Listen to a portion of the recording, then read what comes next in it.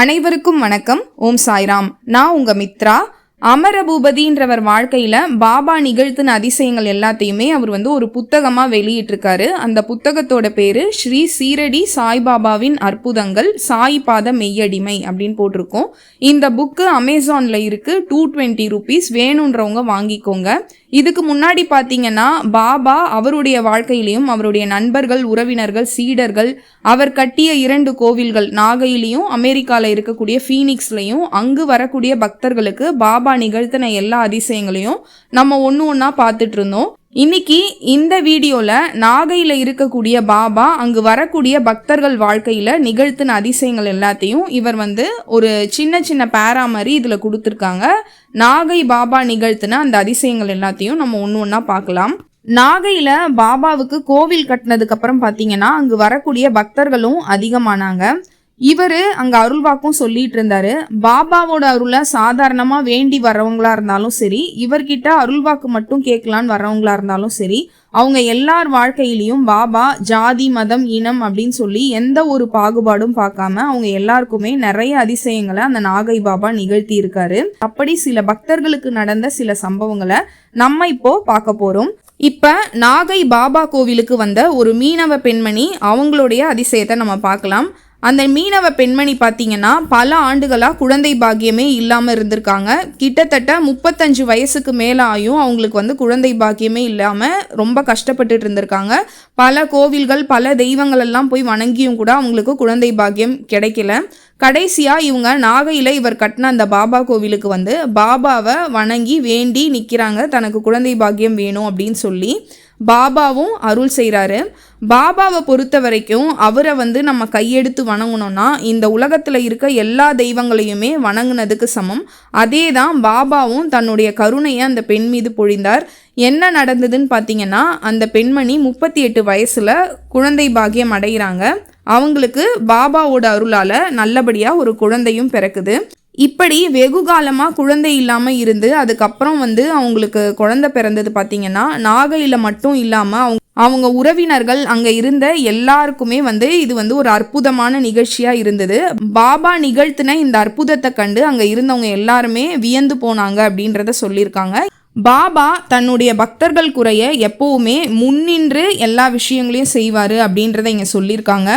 நாகையில் கோவிலை பற்றிய புகழை இந்த சம்பவம் ஓங்க செய்தது. இந்த மாதிரி பல ஆண்டுகளாக குழந்தை பாக்கியம் இல்லாமல் இருந்த ஒரு பெண்மணிக்கு குழந்தை கிடைச்சது. நாகையில் இருக்கக்கூடிய பாபாவோட புகழை பல மடங்கு ஓங்க செய்யுது.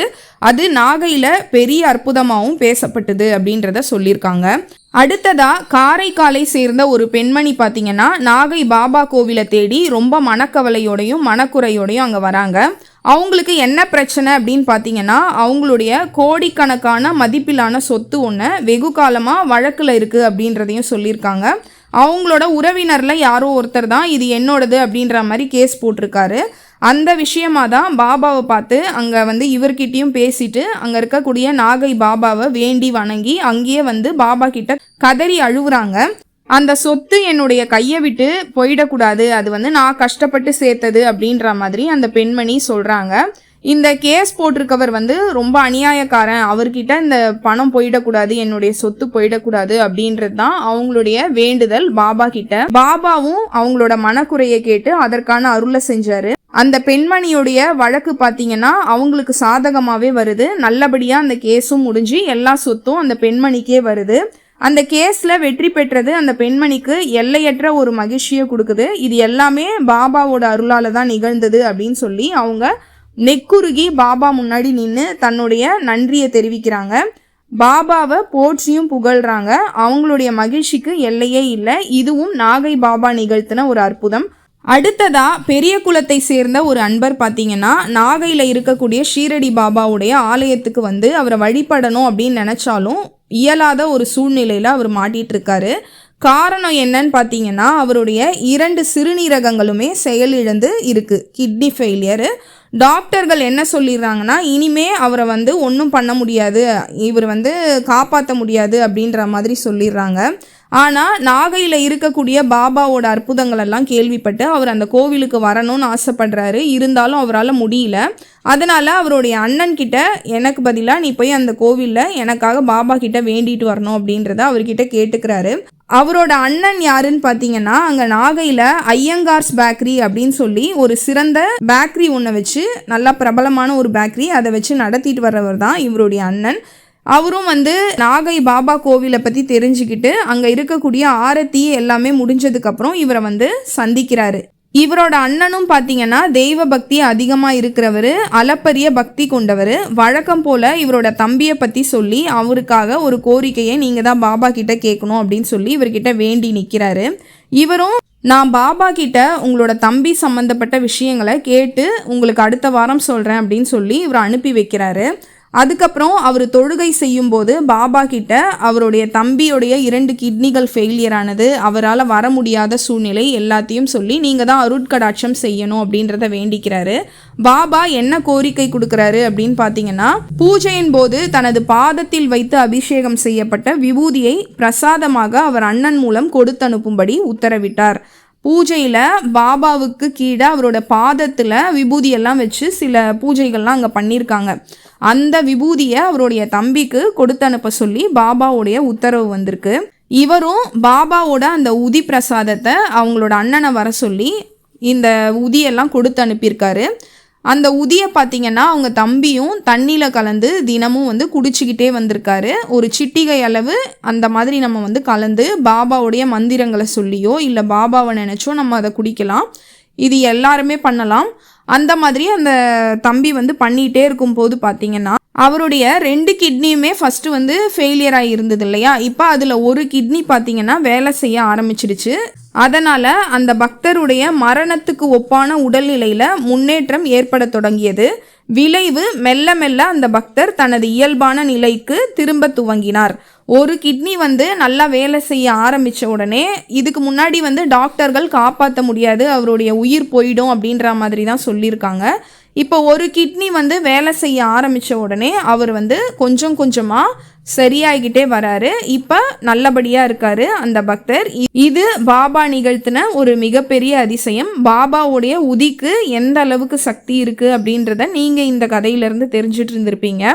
இப்போ நிறைய பேர் கோவிலுக்கு போகும்போது அங்கே தரக்கூடிய விபூதி குங்குமத்தெல்லாம் பார்த்தீங்கன்னா அங்கேயே அப்படியே ஒரு செவுத்துல கொட்டிட்டு வந்துடுறது, அதெல்லாம் பண்ணுவீங்க. பாபாவோட உதியையும் இந்த மாதிரி பண்ணுறவங்க வேஸ்ட் பண்ணுறவங்கலாம் இருக்காங்க, அது நான் பார்த்துருக்கேன். மயிலாப்பூர் பாபா கோவிலில் பார்த்தீங்கன்னா அவருடைய அந்த உதி பிரசாதமாக நம்ம கோவிலை விட்டு வெளியே வரும்போது தருவாங்க. அதை கூட அங்கேயே செவுத்துல கொட்டிட்டு வரவங்கெல்லாம் நான் பார்த்துருக்கேன். பாபாவோட உதிக்கு எந்த அளவுக்கு சக்தி இருக்குன்றது என்னால் இந்த வீடியோவில் கூட சொல்ல முடியாது. அந்த அளவுக்கு அவருக்கு எந்த அளவுக்கு சக்தி இருக்கோ அதே அளவுக்கு அவரோட அந்த உதின்றதுக்கும் சக்தி இருக்குது. ஏன்னா சில கனவுகள் எனக்கு பாபா மூலமாக எனக்கு வந்திருக்கு. அதில் ஒரு சில பிரச்சனைக்கு அவரும் என்னை இந்த மாதிரி விஷயத்தெல்லாம் பண்ண சொல்லியிருக்காரு. அதனால் அது இப்போ நான் சொல்ல முடியாது. போக போக நான் அதெல்லாம் ஒன்று ஒன்றா உங்களுக்கு சொல்கிறேன். அந்த உதியை அப்படியே கொட்டிட்டு வராதிங்க, அதை வச்சுக்கோங்க. அப்படி ரொம்ப எக்ஸ்ட்ராவாக இருக்குன்னா வயிற்றுல தேய்ச்சிக்கோங்க, வாயில் போட்டுக்கோங்க, இல்லை வீட்டுக்கு கொண்டுட்டு தண்ணியில் கலந்து குடிங்க, இல்லை வீட்டை சுற்றி தெளிங்க. அந்த மாதிரி நிறைய விதத்தில் அந்த உதியை நீங்கள் பயன்படுத்தலாம். அந்த உதிக்கு நோயை மட்டும் தீர்க்கக்கூடிய சக்தி கிடையாது. உங்களுடைய அந்த கர்ம வினைன்னு சொல்லுவாங்க, முன்ஜென்ம பாவம்னுவாங்க இல்லையா, அது எல்லாத்தையும் தீர்க்கக்கூடிய சக்தி கூட அந்த உதிக்கு இருக்குது. நான் அது சம்மந்தமான விஷயங்களை எல்லாம் தனியாக ஒரு வீடியோவில் சொல்கிறேன். இப்போ நம்ம அந்த கதைக்குள்ளே போகலாம். இப்போ இந்த புக்கில் பாபாவை பற்றின சில வரிகளை இதில் சொல்லியிருக்காங்க. இதை நான் வார்த்தையில் நானாக சொல்கிறத விட படித்தா நல்லாயிருக்கும் அப்படின்னு நான் நினைக்கிறேன். அதை நான் படிக்கிறேன், நீங்கள் கேளுங்க. மாயம் என்றால் என்ன? அதுதான் பகவான் ஷீரடிநாதரால் நிகழ்கின்ற அற்புதம். என்ன மாயம் செய்தானோ என்பார்கள். அந்த மாயம்தான் கண்களுக்கு தெரியாத ஜாலம். பூவின் மனம் போல, நெய் வாசனையை நுகர்வது போல, நீலவானின் நிறம் போல இருப்பது போல தோன்றும். ஆனால் இல்லை இல்லை என்றும் சொல்ல இயலாத ஏதோ ஒன்று அங்கே இருக்கிறது. ஆனால் கண்களுக்குத்தான் புலனாகவில்லை. மாயம் என்ன மாயமோ? பகவானின் மாயம் வியாதிகளின் மருந்தாகி விடுகிறது. ஆனால் மருந்தென்று ஒன்று கொடுக்கப்பட்டதா? இல்லை. ஆனால் அதுதான் மருந்து, பகவானின் மருந்து. அதுதான் மாயம். பகவான் ஷீரடிநாதர் மாயம் செய்வதில் வல்லவர். இப்படி பல நோயாளிகள் அவரது விபூதி பிரசாதத்தினாலும் சந்தனத்தினாலும் அவர் தந்த பிரிஸ்கிரிப்ஷன் மருந்தாலும் அவரது திருக்கரங்கள் பட்டதாலும் அவர் பார்வையினாலும் வியாதி நீங்கி நலம் பெற்றிருக்கிறார்கள். அதுதான் ஷீரடி பகவானின் அற்புதம். அவர் செய்யும் மாயம் அது டாக்டர்கள் கைவிட்டு விட்ட வியாதி என்றாலும் சரிதான். ஏனென்றால் இவர்தான் மருத்துவருக்கும் மருத்துவராயிற்றே. இவ்வாறு எத்தனையோ பக்தர்கள் நாகையில் உள்ள பாபாவின் திருக்கோவிலுக்கு வந்து வேண்டுகோள் செய்து அது நிறைவேற பெற்றிருக்கிறார்கள். இப்போ பாபாவுடைய உதி சந்தனம் அவர் செய்த பிரிஸ்கிரிப்ஷன் அவருடைய பார்வைப்பட்டு இந்த மாதிரி நோய்கள்லாம் நீங்க பெற்றவங்கலாம் இருக்காங்க அப்படின்றத இந்த புத்தகத்தில் சொல்லியிருக்காங்க. அது தீர்க்கவே முடியாத நோயாக இருந்தாலும் சரி, டாக்டர்களால் கைவிடப்பட்டு கடைசி நேரத்தில் இவர் உயிர் போயிடும் அப்படின்ற மாதிரி சொன்ன நோய்களாக இருந்தாலும் சரி, அது எல்லாமே பாபா கொடுத்த சில விஷயங்களால் பாபாவோட பார்வை திருக்கரங்கள் பட்டதால் சரியாக இருக்குது அப்படின்றத இந்த புத்தகத்தில் சொல்லியிருக்காங்க. அது எப்படி நிகழுதுன்னு பார்த்தீங்கன்னா, இந்த மாதிரியான சித்தர்கள் குருமார்கள் எல்லாருக்குமே பார்த்தீங்கன்னா நேச்சுரலாகவே ஹீலிங் பவர்ஸ் எல்லாமே, ஹீலிங்னாக்கா குணப்படுத்துதல் அப்படின்னு சொல்லுவாங்க, அந்த மாதிரியான ஒரு சக்தி வந்து அவங்க உடம்புல தானாகவே வந்து இருக்கும். அது வந்து கடவுளால் அவங்களுக்கு ஆசீர்வதிக்கப்பட்டதாகவும் இருக்கலாம், இல்லை நேச்சுரலாகவே அவங்க வந்து அந்த மாதிரி ஒரு சக்தியோட பிறந்திருக்கலாம். அது அந்த மாதிரி ஒரு சக்தியை கொண்டவர் தான் வந்து பாபா. இப்போ நீங்கள் ஜீசஸ் படம்லாம் பார்த்துருப்பீங்க. அதில் பார்த்தீங்கன்னா அவர் தண்ணி மேலேயே வந்து நடப்பார். இறந்த ஒருத்தவங்க மேலே வந்து அவரோட கையை வைப்பார், அவங்களுக்கு வந்து மறுபடியும் உயிர் வந்துடும். அந்த அளவுக்கு இந்த மாதிரியான குருமார்கள், ஜீசஸாக இருக்கட்டும் பாபாவாக இருக்கட்டும், எல்லாருக்குமே வந்து இந்த ஹீலிங் பவர்ஸ் வந்து அதிகமாக இருக்குது. அவங்களுடைய ஒவ்வொரு உறுப்புக்குமே ஒவ்வொரு சக்தி இருக்கு. பாபாவுடைய கண்கள், கைகள், பாதம் எல்லா இடத்துக்குமே ஒரு தனிப்பட்ட சக்தியும் இருக்கு. இப்போ இந்த கதையில் அந்த கிட்னி ஃபெயிலியர் ஆனவருக்கு பாபா வந்து என்ன சொல்லியிருப்பாருன்னு பார்த்தீங்கன்னா, தன்னுடைய பாதத்தில் இருக்கக்கூடிய உதியை அவருக்கு வந்து பிரசாதமாக நீ கொடுத்து அனுப்பு அப்படின்றத அந்த அமரபூபதின்றவர்கிட்ட சொல்லியிருப்பாரு. அவங்க அந்த பாதத்தில் தான் அந்த உதியை வச்சு பூஜை பண்ணியிருக்காங்க. அதன் மூலமாக பாபா வந்து அவருடைய நோயை சரி பண்ணியிருக்காரு. பாபாவுடைய ஒவ்வொரு உறுப்புகளுக்குமே தனிப்பட்ட சக்தி இருக்குது. அதனால தான் சில பேர் பார்த்தீங்கன்னா தனித்தனியாக அவருடைய கண்கள், அவருடைய பாதம் அப்படின்லாம் வச்சு வணங்குறத பார்த்துருப்பீங்க. அவருடைய காலணி இருக்கு இல்லையா பாபா, அதை மட்டும் வந்து புகைப்படம் எடுத்து கூட வணங்குறவங்களெல்லாம் நீங்கள் பார்த்துருப்பீங்க. அதற்கெல்லாம் இதுதான் காரணம். ஏதாவது பாபா அவங்கக்கிட்ட கனவு மூலமாக சில விஷயங்களை சொல்லியிருப்பார், இல்லை அவங்களாவே பாபா மீது கொண்ட அதீத பக்தியினாலையும் இதை செய்யலாம். இந்த குருமார்கள் எல்லாருக்குமே அவங்களுடைய உடல் உறுப்புகள் எல்லாத்துக்குமே தனிப்பட்ட சக்தியும் தனித்தனி அம்சங்களும் இருக்குது.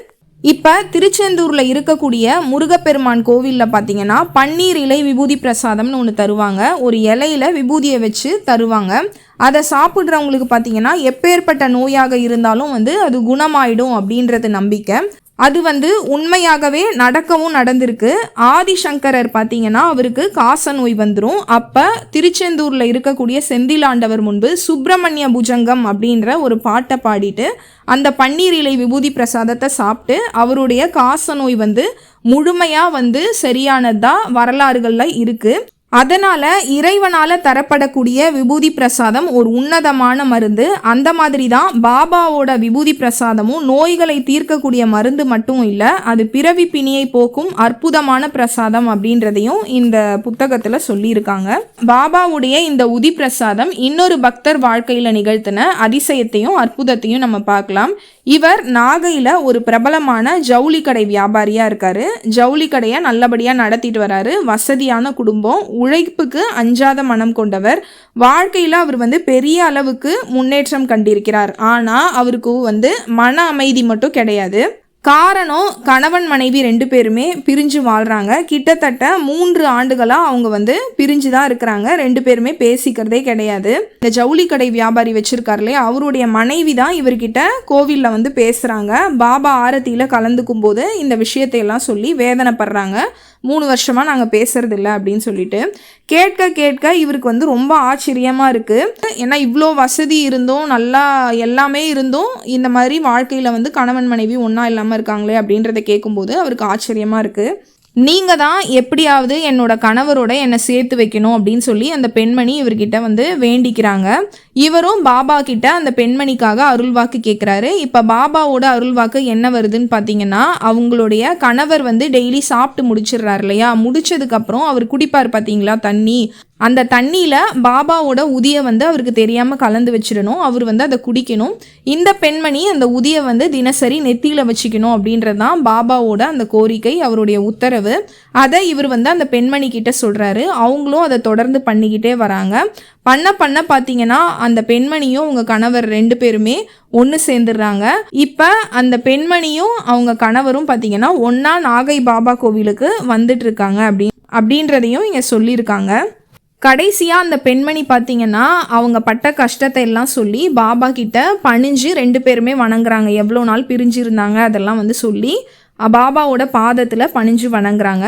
இப்படி பாபாவுடைய விபூதி பிரசாதம் பார்த்தீங்கன்னா நிறைய அற்புதங்களை பண்ணியிருக்கு அப்படின்றத சொல்லியிருக்காரு.